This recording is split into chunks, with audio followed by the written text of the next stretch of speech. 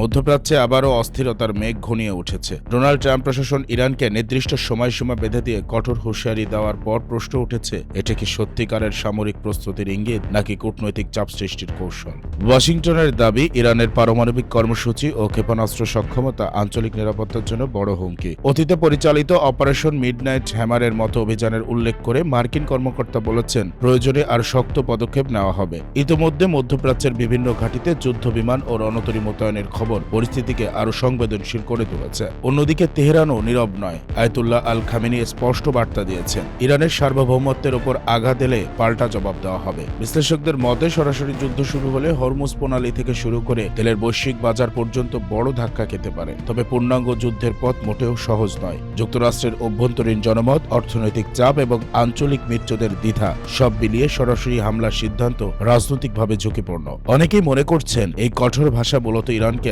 আলোচনার টেবিলে আনতেই ব্যবহৃত হচ্ছে। সব মিলিয়ে পরিস্থিতি এক অদ্ভুত ভারসাম্যে দাঁড়িয়ে আছে। একদিকে সামরিক শক্তির প্রদর্শন, অন্যদিকে কূটনৈতিক দর কষাকষি। শেষ পর্যন্ত গর্জনই বাস্তবে রূপ নেবে নাকি সমঝোতার পথ খুলবে, সেটি এখন বিশ্ব রাজনীতির সবচেয়ে বড় প্রশ্ন।